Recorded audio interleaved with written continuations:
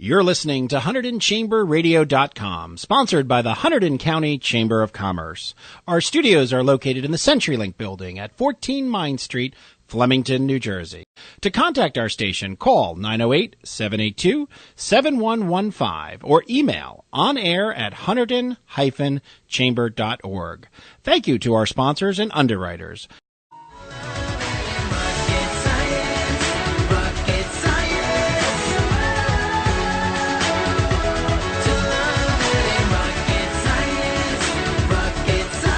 Welcome back to Good Morning Hunterdon on HunterdonChamberRadio.com. A full house here. We're going to talk some rocket science. Got 8 individuals from Storming Robots who are in a international competition, of which the final event, from what I understand, we're going to find out the details, is the code will be actually run by astronauts on the International Space Station.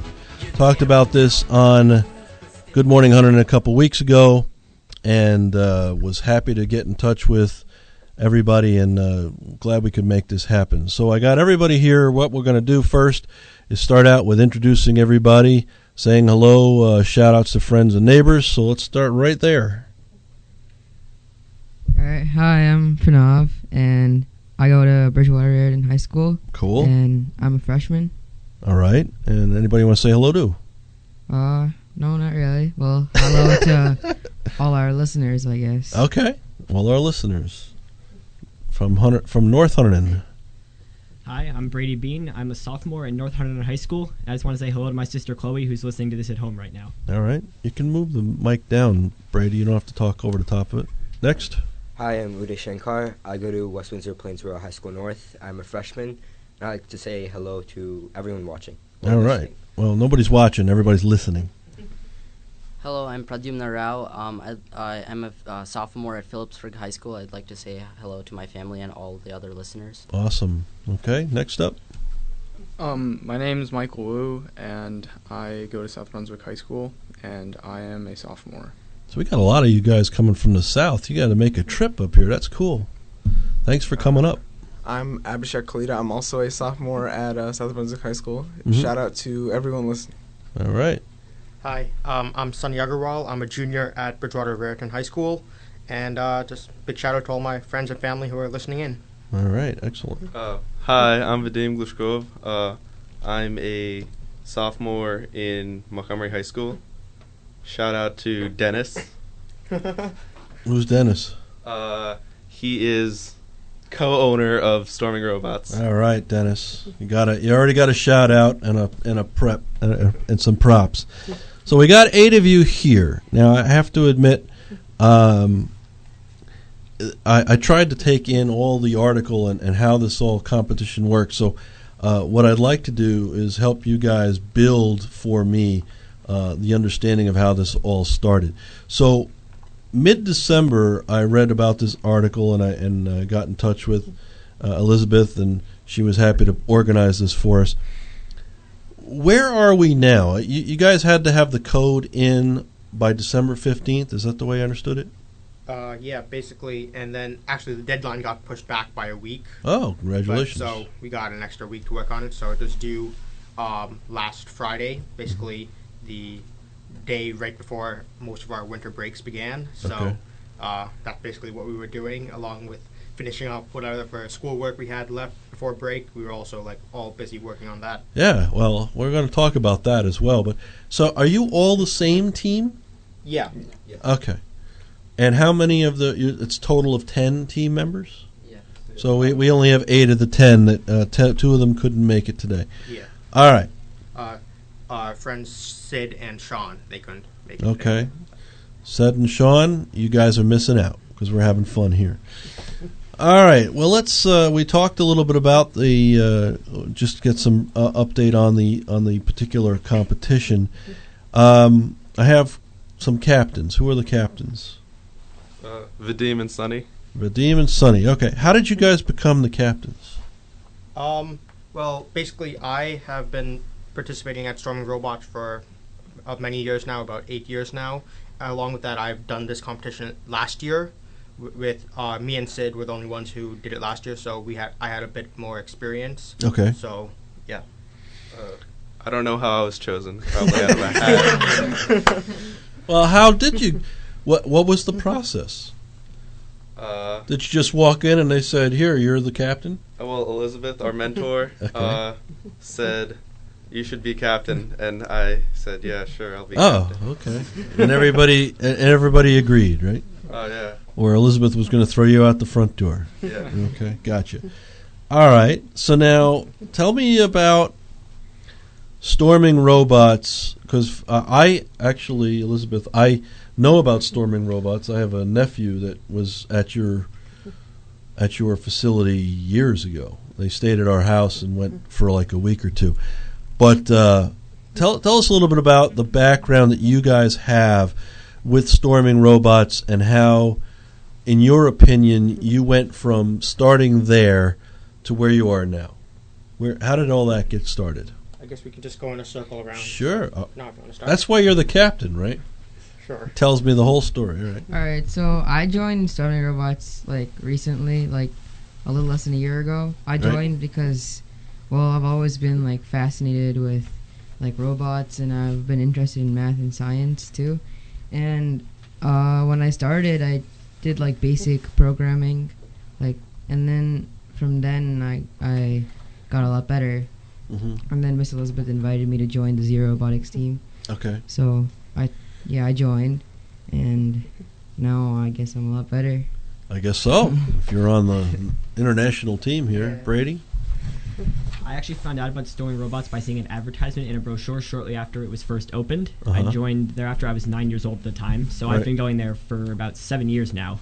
Okay. I started off in a more basic class, and my first competition was in the first LEGO League. I then moved on to RoboCup Junior, and eventually I moved up to ZeroRobotics, which is where I am right now. Now, if I may ask, what do those mean? What? Give me like a one sentence of what each one of those little classes is that you just did. First LEGO League is basically a easier competition.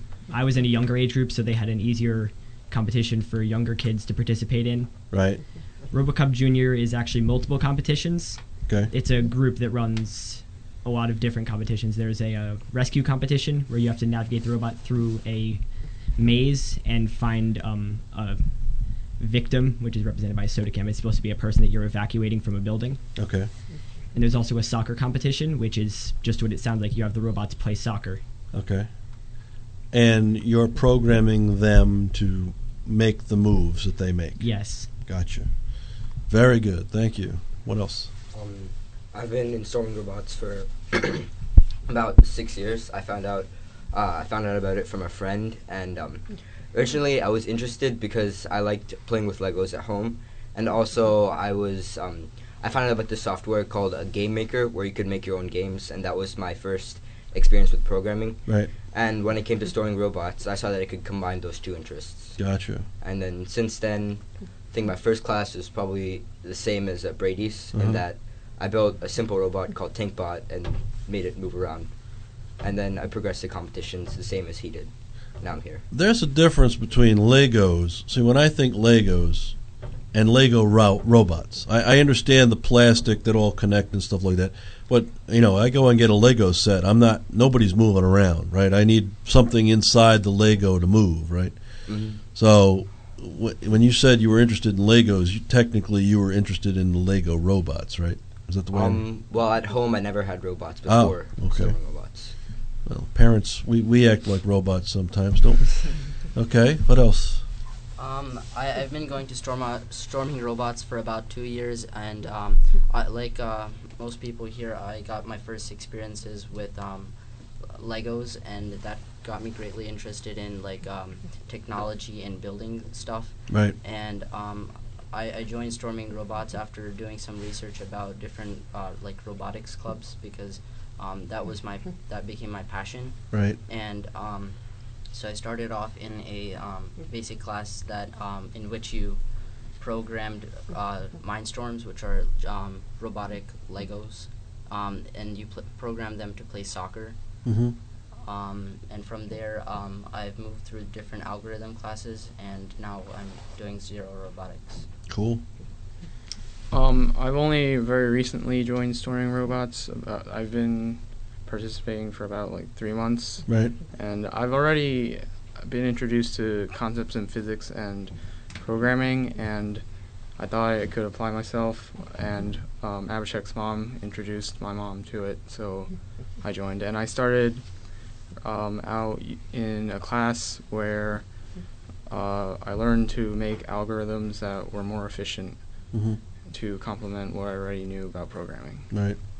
Algorithms, by the way, for those who are listening, is the problems, is the code in how they're the individual tasks that they're writing. Like a series of steps. Excellent. I learned about storming robots from my friend Sid, who couldn't be here, about 2 years ago. And although I learned a lot about the building, the main thing I got out of it was knowledge in programming, because it was basically my first experience in programming, and it taught me almost everything I know. I did later learn it. I learned C first, and also Robot C, and later I did it in school. We learned Pascal, but mostly it was just kind of learning the syntax, because I already knew pretty much all the concepts because of storming robots. Excellent. And yeah, I've always been interested in math and science and technology, but pretty much all of us have been. So it seemed interesting to me. Excellent. So yeah, like most of the others, when I was little, I was played with Legos all the time, and that like really gets you into like building and tinkering and like just putting stuff together. So then when I was in like 3rd grade or so, one of my friends, he was having a birthday party at Storming Robots. So we just went, the birthday party was basically we go there for 2 or 3 hours, we build a robot, we do some simple programming, and basically it plays like a sumo wrestling kind of game. And then, so basically from that experience I saw, whoa, I love robots, but wow, I can make them like move and stuff, and that was, and that's what like really got me hooked. And then, so from there I joined Storming Robots, did some basic classes, then I started doing competitions, like a couple of what other people have done, like FLL or RoboCup Junior.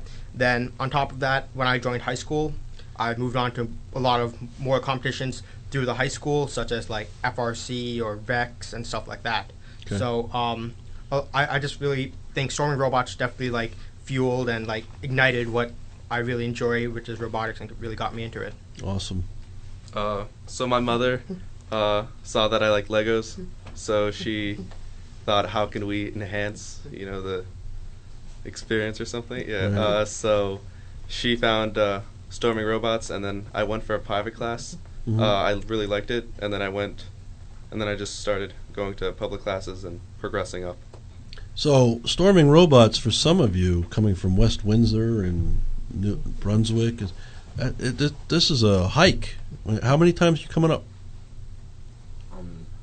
Well, how many times per week? Or? Yeah. What's your typical week like? Normally... A little microphone. Normally we go about once a week, but for Storming Robots, mostly we've done chats and things, audio chats via Google Hangouts. But it's a 1 hour commute for me. Yeah, I know. Excellent. All right. We're going to take a quick break, and we'll come right back and talk more with our rocket scientists in just a moment.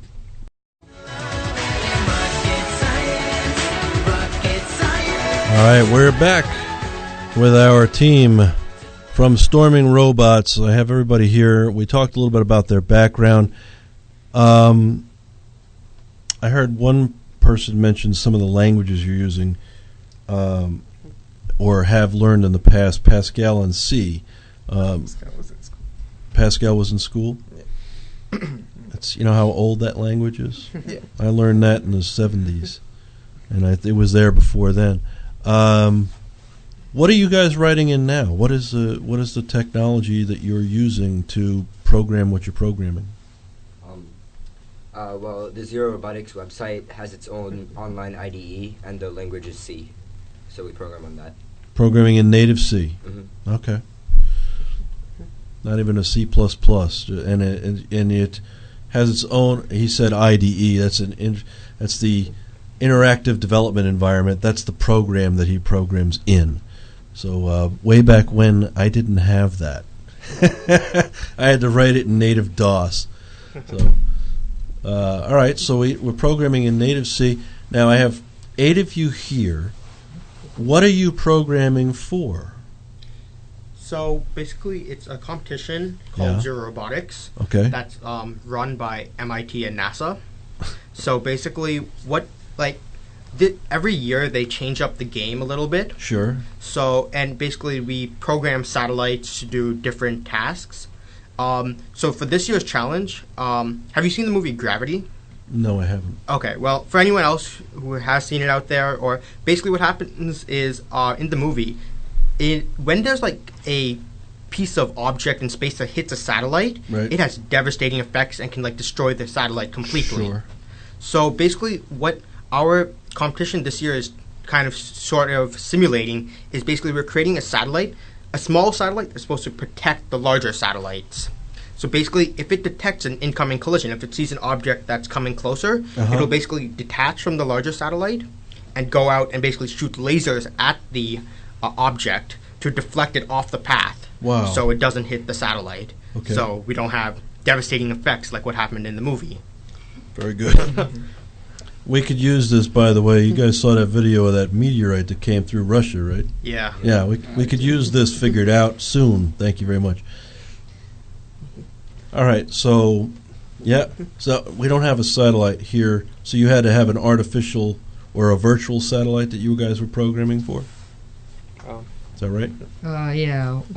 When we simulate the code that we have on the ZeroRobotics website, they simulate what happens in the code, and because obviously we don't have the real satellites or any, and we're not in space. Right. So we have to use virtual simulations that ZeroRobotics provides. Excellent. Okay. Now, so I get the premise of what you have to do. You got 10 guys, and how much time did you have to do this? The competition started on September 8th. So that was when the first round of the competition basically started and the whole challenge was released and everything. Right. So from there have been, I believe, 4 rounds so far. So I guess you could say each round is basically around a month long almost. Yeah. So basically, we've been doing it for 4 months now.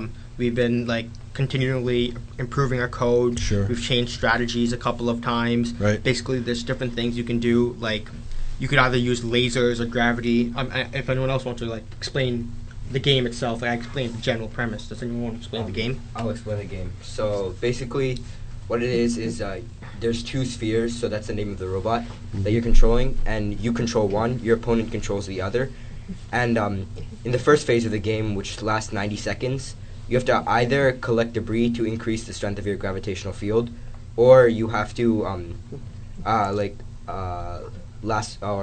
dock these laser packs so you can shoot the comet when it comes in, or some combination there. Mm-hmm. And in the second phase, after those 90 seconds, the comets enter, and your goal is to move the comet away from your base and towards the enemy base, either by shooting it with lasers or by attracting it with gravity. Gotcha.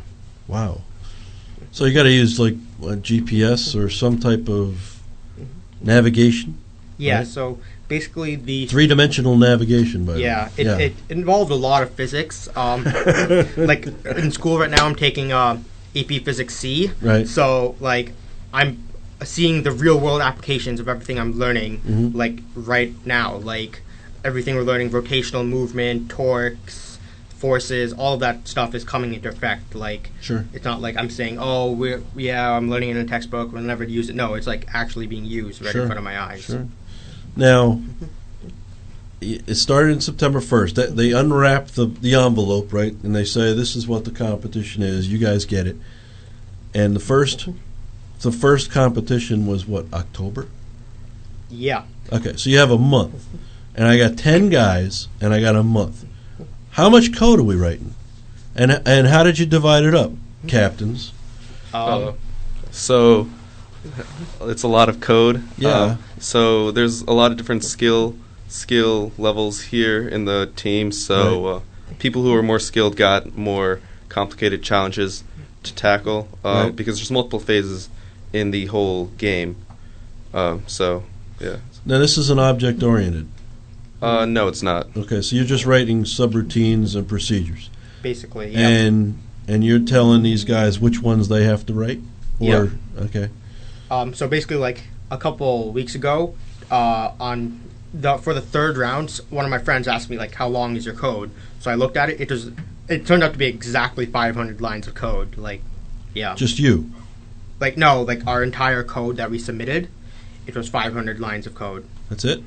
Yeah, basically. I don't want to belittle it, but I really expected a lot more. So what happens is, these spheres, Yeah. they were actually sent up to the ISS quite a few years ago. Right. And so their processors are actually not that large. Okay. So there's only a limited amount of stuff you can do with them. Okay. So actually one of the largest challenges we faced in the competition was keeping the code size as minimum as possible. Oh, now you're in my wheelhouse when I had to learn assembler. Okay, go ahead. So yeah, that was so basically we had to keep on trying to reduce the code size as much as possible and get it down to something that could fit on the storage of the sphere satellite. Right, and the other thing is that your task is limited to only these certain things. You don't have to deal with the infinite possibilities of what might happen, right? You only have to worry about this problem and this problem only. Yeah. And as was mentioned, there's like two choices: either you can suck up more laser, or you can or get more gravity, right? Yeah, so or you can like use different combinations of Right. them. There's different ways of getting debris, and also like halfway through the competition, teams started doing like new strategies that weren't thought of earlier. So like what one team did was, and then they got a lot of other teams to follow after their strategy was, instead of actually actively trying to deflect the comet, it's basically there's two comets and two spheres, and basically whoever gets the higher score wins the match. So Basically what they did was, instead of actively trying to protect their own satellite, they went ahead and tried to mess up the other person. And they literally went and like smashed into our satellite and tried to mess us up completely. So you learned a whole new perspective. Yeah, and basically that strategy, what everyone is calling the hug me strategy, because it's like it's like the other guy is chasing you while you're trying to run away.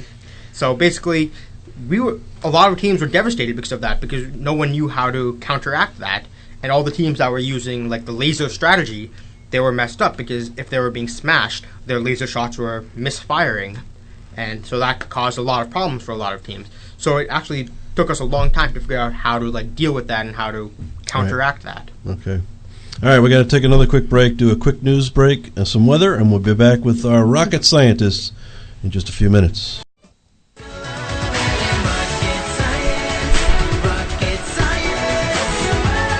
All right, we got our guys back here from Storming Robots. Now, we talked about a little bit about the competition and some of the work that was going on behind the scenes.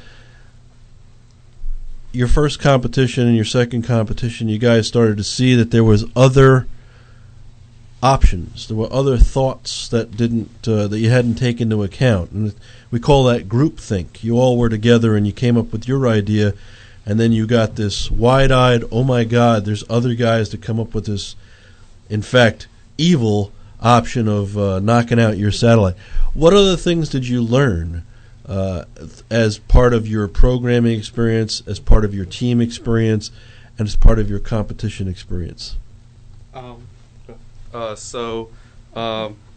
we saw the new different strategies that were available, we really had to think of how to counteract and maybe even apply these strategies. It was about the engineering process. We had to like break it down into small steps that were more manageable than just thinking of how do we counteract this problem, Right. or how do we win. Now, are you actually in competition with somebody else at that particular moment, or is it just a score that you're in competition for? Just a score. So it's not like a soccer match. You're not trying to defeat. No. It kind of is. You're given this field, and you have 90 seconds to decide whether you're going to use gravity or a laser. Right. Then after 90 seconds, comets are released, and they fly toward. There's two comets. They fly towards different bases. Okay. There's 2 spheres, or the satellites that we program, and those satellites have to apply the strategies after those 90 seconds. Gotcha. And the same scenario happens for each team. So basically, how it works is like it is basically like a soccer match. You're playing against one other team. Oh, you are? Yeah. Okay. So then it's getting ranked like that, based on how many wins and losses you have, and who you're winning against, who you're losing against. So there's like 2 comets and 2 satellites. Yeah, right? 1 satellite per team. Excellent. So you have a comet, or the comets are. Yeah. So basically, we have a comet coming towards our base. They have a comet going towards their base. Okay. So we both want to basically get it as far away from the bases as possible.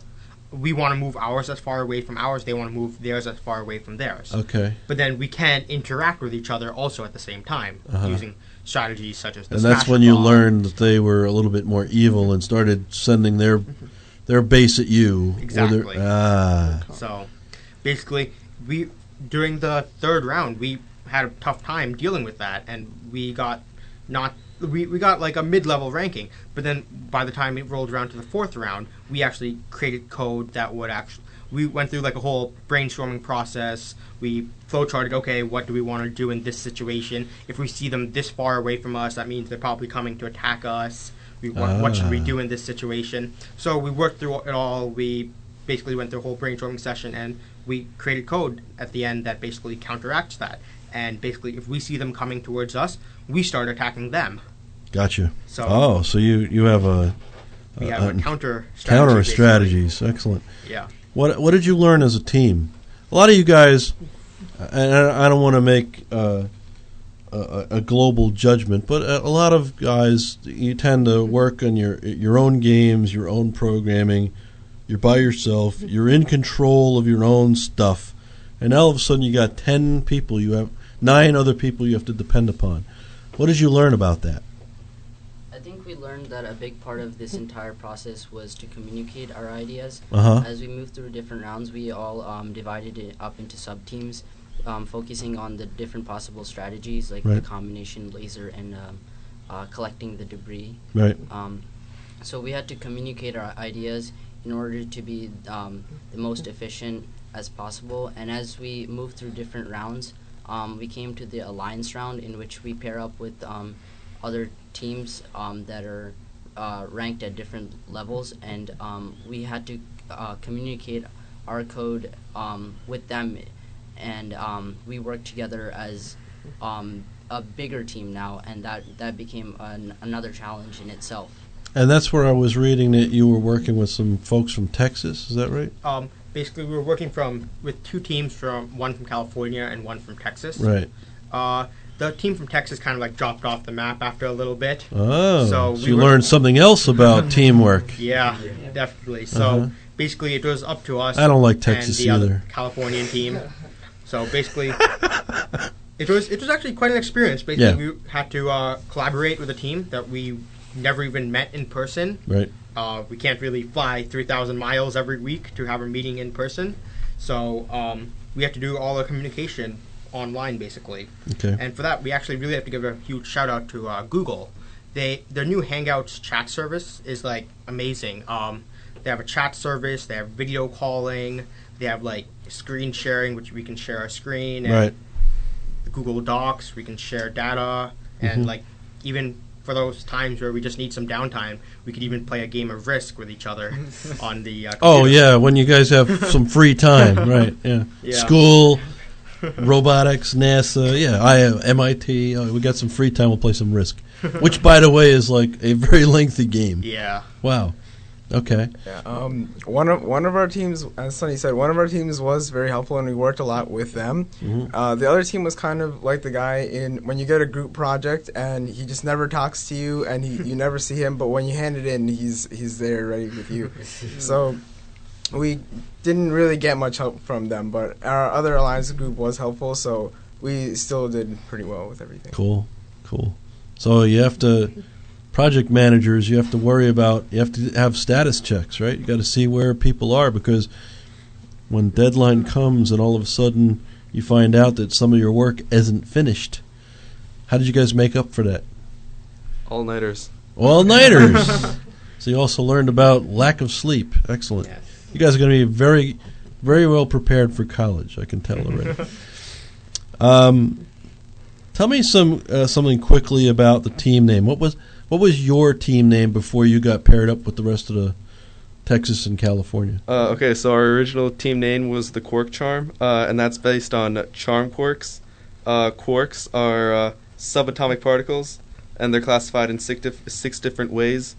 Charm is the most massive quark there is, and it's produced in high energy collisions. Okay. So after the round where we pair up, we got paired up with two different teams. One from California, which was named At Least We Tried, and one from Texas, which were called the Rajanauts. So we decided to make a name that's like that incorporates all three names. So we came up with the Raja Charms Who Tried. But then after Rajanauts not really participating at all, we elected to drop their name from the team name. So now it's just Quarks Who Tried. So okay, Quarks Who Tried. Yep. Very good. All right, so now we had 4 competitions. Is that right? Yep. Yes. And now we have one more, or that's included in the 4? We have one final competition. Okay. All the previous ones were in simulations on like a website, but now this one is going to be actually on the International Space Station in a real life situation, zero gravity, all the fun stuff that goes on in space that we have to deal with. So the game is it's going to be drastically different because obviously in the real life there's different things that we might not have accounted for that were in the simulation. Right. So like for example, I remember last year what happened was one of the teams that did really well in the Alliance round, they did it in the simulation. In the simulations they did amazingly, but when they got to the International Space Station, they didn't account for the air resistance that's inside the physical world. So that actually hurt their score dramatically. So there's a whole bunch of different things we have to account for, larger margins of error and stuff like that. That only people who have been in the competition previous would be able to tell you about. Exactly. So actually that was another big challenge. A lot of the other teams that we're going to be going up against on the 17th, January 17th, they've had, at least one of their teams normally has been to the International Space Station in previous years. And it just so happens that our Alliance, all 3 of our teams, none of us have, this is our first time going to the ISS. So now we got 4 competitions. Can you sum up for me? The first competition was in October. How did you score? Or how many teams and where did you guys place? So basically, it started off at the beginning of the competition. There were 180 teams that participated. Wow. So. And where was that? What do you mean? Was that virtual? Yeah, it was all virtual. Okay. Yeah. So we submit the code to an online leaderboard. So the first competition was the game, but it was all in 2D. So we had to basically do it all in 2D, and we ended up coming in 3rd place out of the 180 teams. Awesome. All right. And then the second competition? The second competition, they added the 3rd dimension. Okay. So there we I actually don't remember what we ranked. Does anyone else remember? 25th. 25th? Okay. So 25th, I guess. Okay. We ended up 25th. After that one, we were paired with our alliance California partners. and Texas. Exactly. So we were we were actually the 2nd tier team. The 1st tier team, At Least We Tried, they were the 10th place team. So they chose us to be their alliance partners. Okay. And then also the Rajanauts. So then the next round was the alliance phase, at which point they chose 9 teams, I believe, right? That's how it worked? Yeah, not a top 9. Yeah, so they chose the top 9 teams, and we ended up ranking 4th in that. Okay. And now finally we are going to the finals round, which is the top 9 on the ISS. Top 9, and this is international. Yes. Or Okay. no, USA. This Just is only USA. Yeah. There's actually there's 2 separate competitions going on. There's a US one and there's a European one. But basically, to add more variability, we actually run the code amongst all the US teams can play European teams also, but then they have their own separate leaderboards when it actually comes time for ranking. Gotcha. So that you're looking for champions of the United States. Yeah, That's kind of like how NHL works. Like you have different teams from different divisions playing each other, but then still. Then what do? You have the intergalactic. Yeah. All right. Cool. What did you guys? What are you most proud of? What surprised you by all your work that you've done? I guess probably just the fact that we have something in space that was done by us at I'm only 16 and I have something on the International Space Station, and that just really feels amazing to me. Yeah, that's the way I got it from the article. Anybody else? Brady? I was surprised. This is my first year doing the competition, and I know a lot of other people here. This is also their first year in the ZeroRobotics competition. I was impressed with us that we made it to the final round. Yeah. Well, you should be. You guys did a heck of a job. So, what about learning about one another? I mean, you guys spent a lot of time online, a lot of chatting, a lot of communication. What did you learn about each other? Friendships being made. Yeah. Yeah. You guys Are you guys planning on? You might be going through this competition, but are already starting to make plans for next year. Definitely. Definitely. A lot of us are going to be like teammates for like we said. A lot of us participate in like RoboCup and stuff. Right. So as soon as this competition's ending, we're basically a lot of us going to be teammates for the next competition, which is RoboCup. So we usually have at Storming Robots. We usually participate in these two competitions. We participate in like ZeroRobotics in the fall, and then like RoboCup in the winter, spring season. So yeah, we're now all getting in gear for that now. Mm-hmm. So now you've been in the newspapers, you're on the International Space Station, and now you've been on the radio. How does it feel to be getting this type of publicity? Did you really figure this was going to happen to you? No. No? I was amazed that we got this far, and it was just really amazing. That's cool. I never expected to get this kind of publicity. Yeah, it's neat, and I hope you're saving all this stuff because you'll be able to look back on it and say that I was there when. Where is this taking you now? How does this make you, as an individual, start thinking about your future? What are your plans? And obviously, each one of you is in a different spot. But where do you see yourself going from here? What have you been thinking about? Let's go around in a circle again. There you go. We got the circle going again. Well, I've been part of a robotics team that sent a robot into space now. So, I guess I want to do something related to robotics and science because, obviously, I'm not too shabby at that. No, and it's a perfect time, right?